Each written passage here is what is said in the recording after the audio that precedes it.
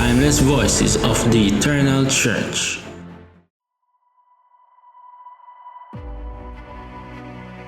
Dr. Paul Carlson. It was meant to be only a short-term mission assignment. Paul Carlson, a promising young doctor just completing his residency in California in 1961, received a letter from the Christian Medical Society about the urgent need for medical doctors in the Congo. Even a 4-month term would be welcome, the letter said. Paul had once considered medical missions, but his resolve had gotten lost in the demands of med school. Here was an opportunity to revive that inner urge without having to make a major commitment. Leaving his wife, Lois, and 2 young children in the States, Paul flew to the Congo and landed in chaos. Belgium had granted independence to the large African nation barely a year earlier and abruptly withdrawn without the crucial transition needed to establish a healthy new government. But for Paul, his 5 months of service in Ubangi province was life-changing. How could he settle into a medical practice in the United States with its bulging churches and long list of physicians in the phone book when only 3 doctors could be found in the whole of Ubangi province? It wasn't easy leaving behind the security of a doctor's salary and the normal longing to raise one's children in a comfortable environment near family and friends. But Paul and Louis Carlson applied to the Evangelical Covenant Church of America as missionaries and arrived back in the Congo the summer of 1963 for a lifetime of service. For Paul, that lifetime proved to be less than 2 years. Even though much of the Congo was in turmoil, medical work at the remote Wasolo Mission Hospital fell into a normal routine that first year. But aware of what was happening to believers in other parts of the country, Dr. Paul encouraged the Congolese Christians to faithfulness. We do not know if we will have to suffer or die during this year because we are Christians, but it does not matter. Our job is to follow Jesus.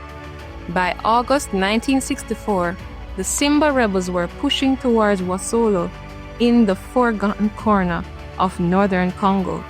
Concerned for his family, Paul took his wife and children across the Ubangi River into the Central African Republic and then returned to his patients. Several times during the month of September, Louis made brief contacts with her husband via radio. Then she heard dreaded news.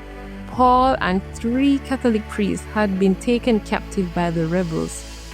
News of the American doctor's captivity filled newspaper headlines across the world.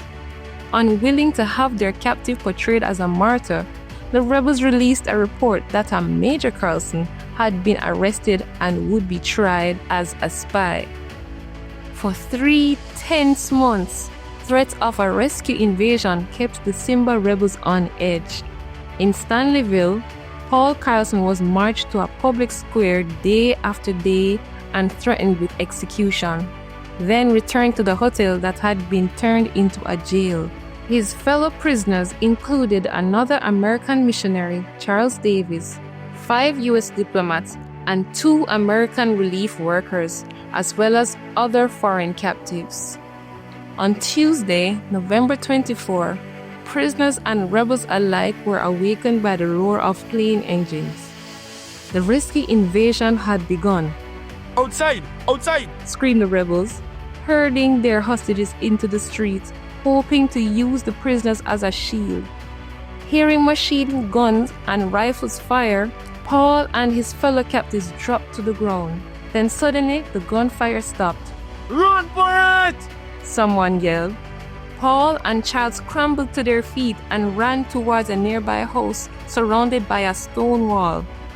Paul motioned for Charles to go over the wall first, but as Charles reached back to help the doctor climb over, machine gun fire split the air once more. Paul's bullet-riddled body fell into the street. Grief-stricken, Charles Davis later said, "By letting me go first, Paul died that I might live." Voice of the hero.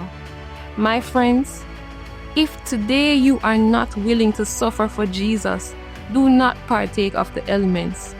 To follow Jesus means to be willing to suffer for him. Paul Carlson. The Congolese Christians gathered for communion at the annual church conference in early 1964. The greatest love is shown when people lay down their lives for their friends. John 15, verse 13, written in the Lingala language on Paul Carlson's tombstone.